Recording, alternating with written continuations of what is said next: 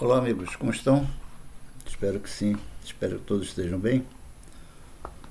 Vou apresentar mais um assunto de bastante interesse, que é o glúten. Primeiro perguntar o que é glúten.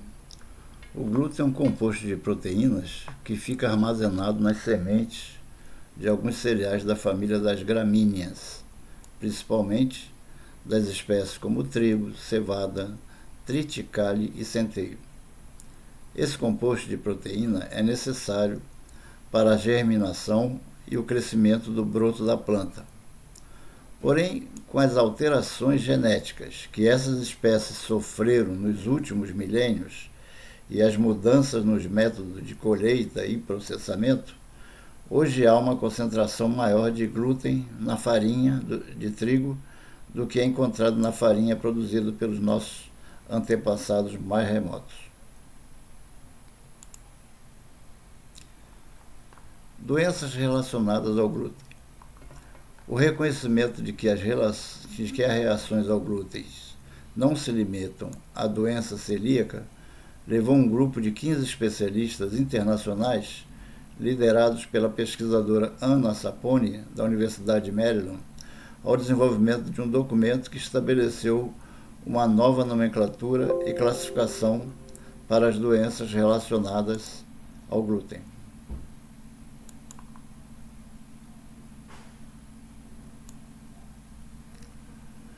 Doença celíaca. A doença celíaca é classificada como uma resposta imunológica intensa ao glúten.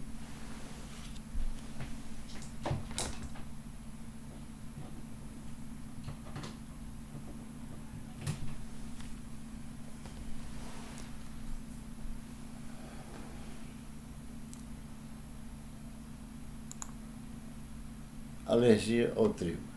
A gliadina e a glutenina, dois componentes do glúten do trigo, funcionam como gatilhos capazes de ativar a imunoglobulina E, levando a uma reação alérgica. Os sintomas de alergia ao trigo podem incluir rinite, asma, urticária e conjuntivite. Em casos mais graves, pode haver diarreia, dor abdominal e lesões na pele. Assim como a doença celíaca atinge cerca de 1% da população mundial, sensibilidade ao glúten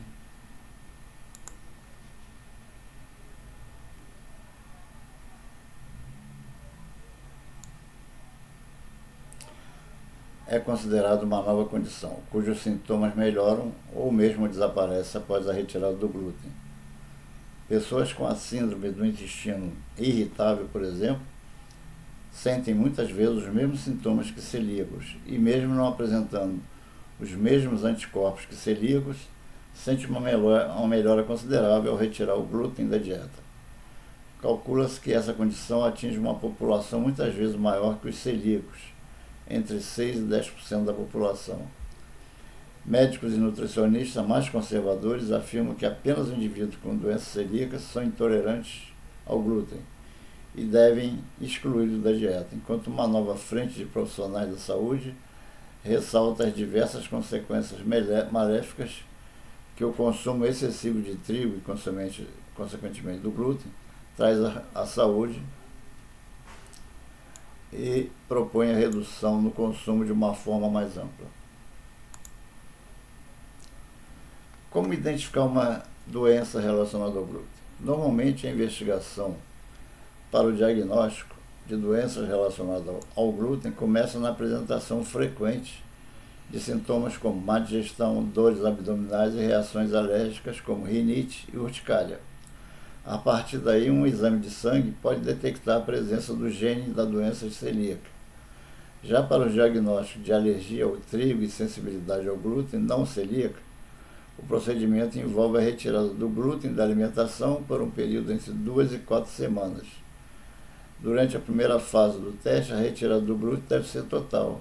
Assim é possível observar se há ou não melhora nos sintomas. Após esse primeiro período, o glúten deve ser reintroduzido aos poucos e a pessoa deve observar se há uma volta dos sintomas. Testes assim nos ajudam a nos conhecer melhor e de fato detectar se a alimentação está mexendo com algum órgão específico ou no sistema como um todo.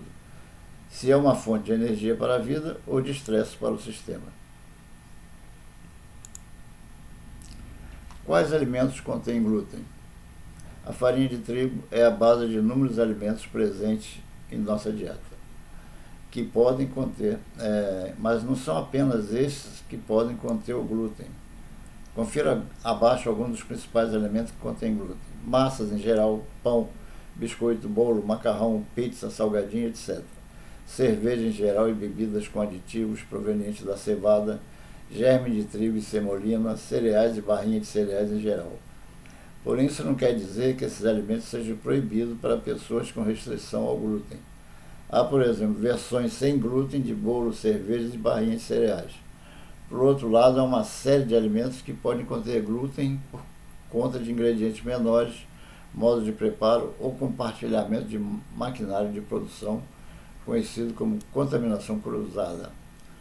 Como, por exemplo, versões industrializadas do molho como ketchup, maionese e molho para salada, temperos prontos e sopas desidratadas, suplementos nutricionais, hambúrguer vegano, salsicha, batata chips, bebidas maltadas como uísque e aveia. Como substituir o glúten na dieta? Apesar de uma dieta sem glúten ser benéfica apenas para celíacos, alérgicos ao trigo ou sensíveis ao glúten, muitos veem os alimentos sem glúten como mais saudáveis e associados com a perda de peso. Porém, ser livre de glúten não equivale a ser livre de açúcar ou ser saudável, magro ou conter baixo teor de gorduras. Por outro lado, os cereais integrais ricos em fibras são partes importantes de uma refeição bem equilibrada, porque fornecem uma boa fonte de vitaminas, minerais e fibras. Por isso é preciso inserir na dieta substitutos para o trigo. Algumas opções são os grãos integrais, o arroz integral, a aveia sem glúten certificado, a quinoa e o trigo sarraceno. Então, para quem quer ou precisa de uma dieta sem glúten, a dica é incluir outros cereais e evitar substitutos com carboidratos simples, açúcar e xaropes adicionados à gordura.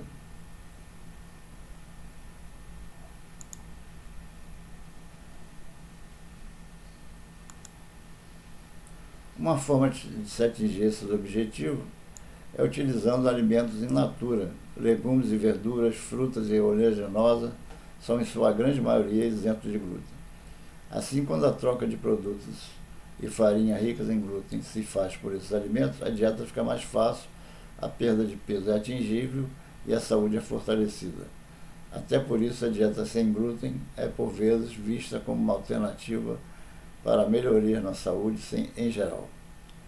Parece um pouco complexo.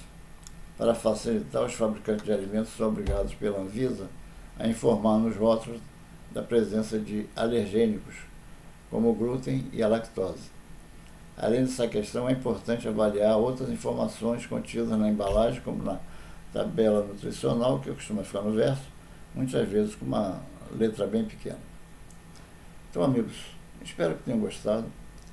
Não esqueça de dar o seu like e compartilhar e se inscrever no canal.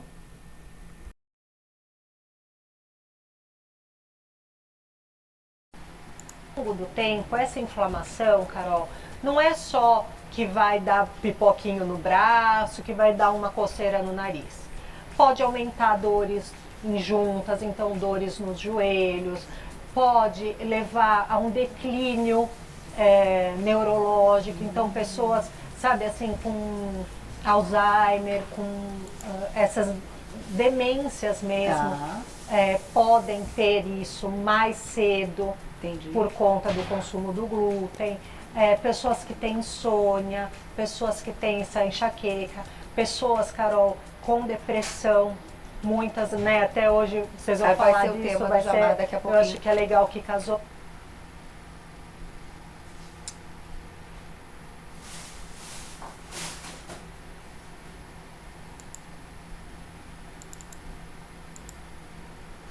A gente já abre o programa com ela, que não tá nada básico, num look todo roxo, que vocês já vão ver, para falar de outra questão que é sempre muito bem debatida no Você Bonita.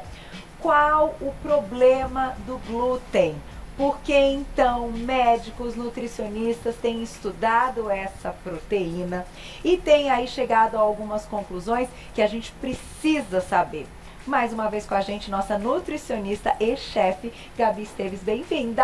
Obrigada, Vou fazer Carolzinha. a minha voltinha. Você viu que chique que a gente tá com essa câmera nova? Nossa, tô amando olha. isso, gente. Vocês não estão entendendo. E você tá maravilhosa, Ah, hein? você que está, minha amiga, bem-vinda. Muito bom tê-la aqui para falar de um Sempre, tema Carol. sempre atual. É claro, Gabi, que com o passar do tempo, eu já deixo a ficha aqui porque a gente já bater papo. Com o passar do tempo, né, dos últimos anos, vocês, profissionais da área de saúde, já têm muitas informações a respeito do glúten, já entenderam uma série de coisas e hoje acaba até se tornando algo comum a investigação. Onde você acha, então, que é um ponto de partida para que as pessoas entendam exatamente o porquê vocês sempre estão colocando glúten como algo em alerta? Bem-vinda. Obrigada, Cá. Primeira coisa, Cá, que eu queria esclarecer, realmente não é uma bobeira, não é modinha, né? Não é assim, todo mundo está tirando glúten, vou tirar. Não é. Né? A gente tem milhões de estudos aí que comprovam realmente que o glúten dos anos 70 é totalmente diferente, até em questão genética. Não, principalmente em questão genética. A molécula, você disse. Antigamente ele tinha 14 genes, hoje ele tem 28. Então, assim, a quantidade de proteína do trigo lá dos anos 70 era 400 vezes inferior à que a gente tem hoje em dia. Né? Então, quando as pessoas falam assim, mas meu pai sempre comeu pãozinho e nunca teve nada. É claro, teu pai comeu pãozinho de 1960, né? Então, realmente, a gente tem essa modificação e é uma coisa para nos alertar. O que nós da saúde temos visto cada vez mais e por que esse alerta? Pacientes com muitas alergias, com rinite, enxaqueca, insônia, depressão. Por quê? Porque o glúten, por ser uma molécula altamente modificada, ela cria uma dificuldade muito grande na nossa absorção intestinal. Tá. Ela, para falar uma forma bem fácil, ela danifica a parede do intestino, deixando ele mais permeável. Eu até trouxe uma imagem para ilustrar bem isso. E o que acontece? Essa permeabilidade vai causar uma grande inflamação, não só no intestino, mas no nosso corpo inteiro, porque tudo está interligado. E o intestino é o segundo cérebro, como vocês sempre colocam. Eu acho que é o primeiro. Vocês já têm aí Pra mim uma suspeita de ser o primeiro, né? Pode ser, eu acho que com o passar dos anos a gente vai tendo também essa resposta. Vamos aproveitar e colocar a imagem que você comentou. Vamos lá. Que eu acho que ela mostra exatamente isso, quando o intestino não está legal. Então, ó, aquela mais rosinha clarinha são as células intestinais íntegras de uma pessoa saudável, que se alimenta bem, que tem, né, assim, preocupação. Tá. Então você vê que elas são bem juntinhas, então é difícil passar elementos entre elas. Quando a gente começa a consumir alimentos muito industrializados, corantes, coisas que nosso corpo não reconhece, caseína, que é a proteína do leite, que é muito grande, para falar bem fácil para o pessoal entender, o glúten mesmo. Então, você está vendo os espaços que ficam entre essas células intestinais? Então, o que acontece? Isso cria uma hiperpermeabilidade, então o intestino fica muito permeável, e aí que entra macromoléculas. Então, moléculas grandes de glúten, por exemplo, que o nosso corpo não consegue digerir, e daí todo o nosso sistema de proteção vai para combater esse glúten. Entendi. E isso vai gerando uma grande inflamação.